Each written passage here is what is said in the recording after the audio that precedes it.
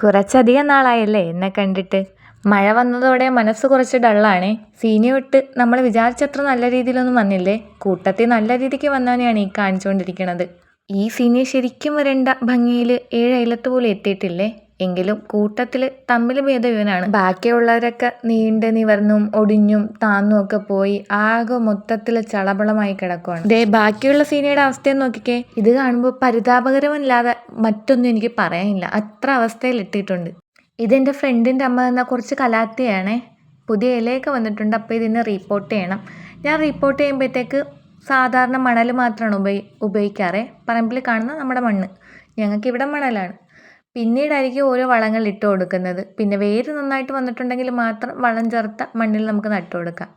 ഇത് ഞാൻ അതിൽ നിന്ന് സ്പ്ലിറ്റാക്കി നട്ടൊരു കലാത്തിയാണ്. ഈ ഇൻഡോർ പ്ലാന്റ്സ് ഒക്കെ ഏകദേശം കുറേ എണ്ണം ഇവിടം കൊണ്ടാണ് ഞാൻ സെറ്റ് ചെയ്ത് വെച്ചിരിക്കുന്നത്. സെറ്റ് ചെയ്ത് വെച്ചിട്ടൊന്നുമില്ല, അങ്ങനെ ചുമ്മാ വെച്ചിരിക്കുകയാണ്. ഒന്ന് സെറ്റാക്കിയൊക്കെ വെക്കണമെന്ന് ആഗ്രഹമുണ്ട്. ഭാവിയിൽ അങ്ങനെ ചെയ്തെടുക്കുമ്പോൾ ഞാനൊരു വീഡിയോ ഇടാവേ. പിന്നെ ഈ അഗ്ലോണിമയെ ശ്രദ്ധിച്ചോ? ഇത് ഞാൻ ഒടിച്ച് നട്ടിരിക്കുകയാണ്. ഇങ്ങനെ ഒടിച്ച് നടുമ്പോഴത്തേക്ക് ആ ഒടിച്ച ഭാഗത്തുനിന്ന് പിന്നെയും തൈകളുണ്ടാകും. ചിലപ്പോൾ 1, 2, 3 ഉണ്ടാവുകയെ.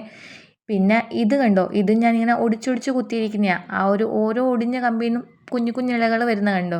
ഈ അഗ്ലോണിമയൊക്കെ പെട്ടെന്ന് വേര് പിടിപ്പിക്കാനും അതുപോലെ തന്നെ ഒടിച്ചു കുത്തി പുതിയ തൈയാക്കാനും ഒക്കെ ഏറ്റവും നല്ല മീഡിയം മണലാണെന്നാണ് എനിക്ക് തോന്നുന്നത്. ഈ സീനിയൊക്കെ നല്ല റാണി പിങ്ക് കളറിൽ വിരിയേണ്ടതാണ്. സൂര്യപ്രകാശത്തിന്റെ കുറവ് കാരണം ഈ ഒരു ലെവലിലോട്ട് എത്തിയിട്ടുണ്ട്.